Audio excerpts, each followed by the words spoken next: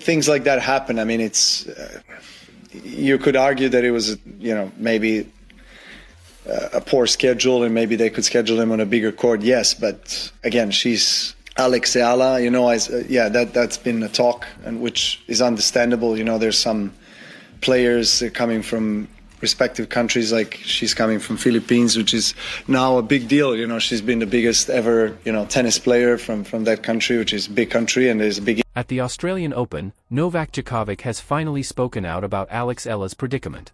And believe me when I say that he did not hold back.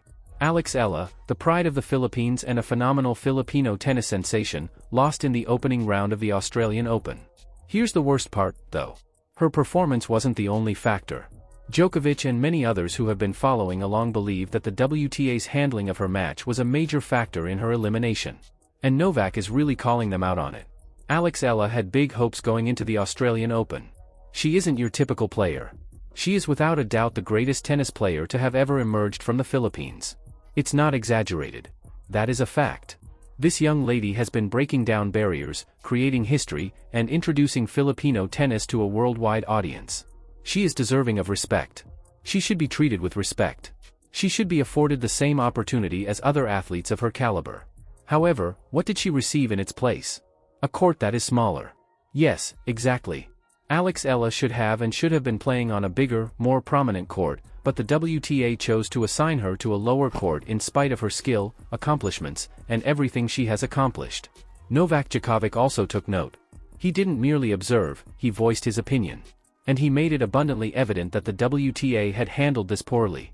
According to Djokovic, Alex Eala is the best tennis player the Philippines has ever produced and is deserving of every accolade.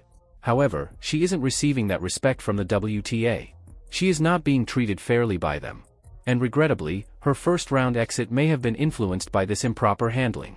Come on, others may say, it's only a court assignment.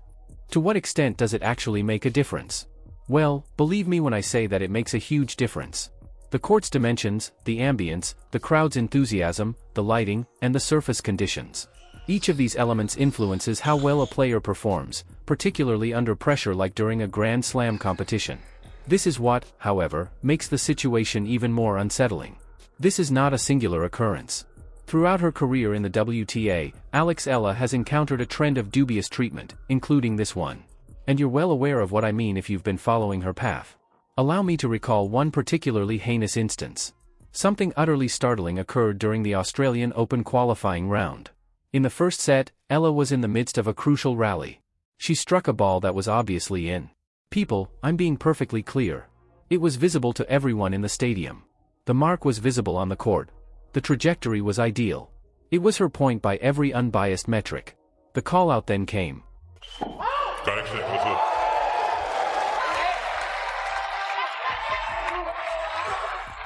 Alex a little bit annoyed now. That's the second time that has happened with that same linesman. That's terrible enough on its own, but things grow worse from here.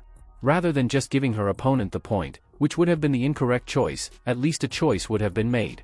The officials made the decision to completely replay the point. If you are familiar with tennis, you are aware that this is not the norm. If you're not sure about a call, you don't simply get to replay points.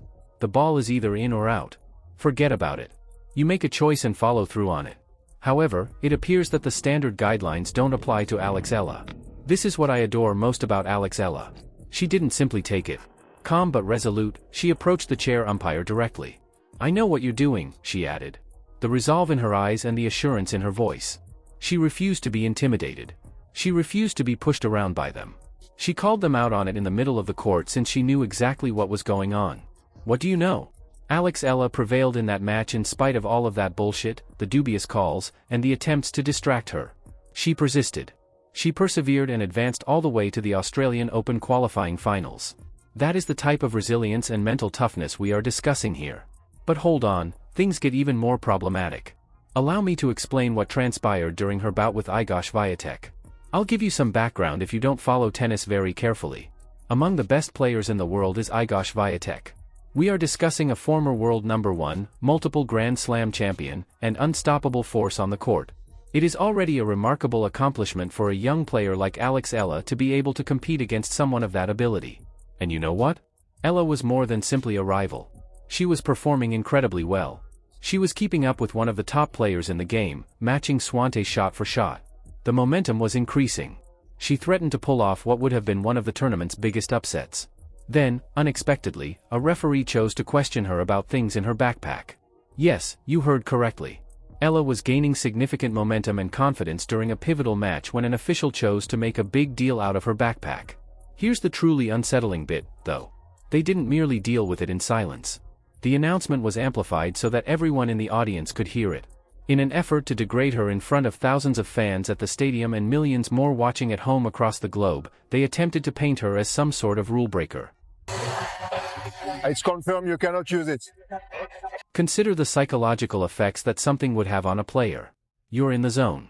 You're facing up against one of the world's top players at the greatest level, and all of a sudden you're being publicly humiliated and called out for something insignificant.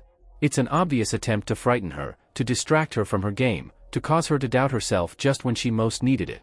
Professional sports have no place for psychological warfare of this nature. Not at all. And this is precisely the reason why Novak Djokovic's assertion is so significant. Djokovic is not merely a commentator. Among the best tennis players of all time is him. He has 24 Grand Slam victories to his name. For almost 20 years, he has been at the pinnacle of the sport. He has experience competing at the greatest level. Additionally, he is aware of the differences between bias and subpar management and fair treatment. People pay attention when someone with Djokovic's training and background raises awareness to a problem like this. And since everything he says makes perfect sense, they ought to pay attention. Eala is worthy of better. She is entitled to equitable treatment.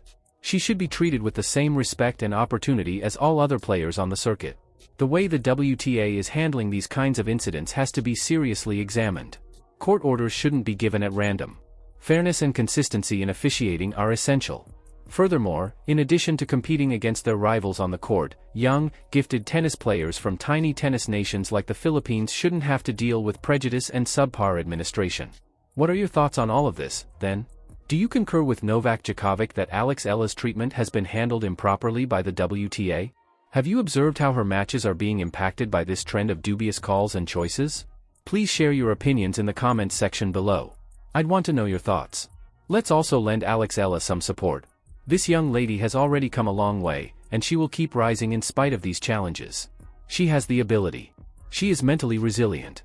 Additionally, she now has advocates like Novak Djokovic speaking up for her. Give this video a thumbs up, share it with other tennis fans, and subscribe to the channel with notifications enabled if you liked it and want to see more tennis content and coverage of significant topics like this.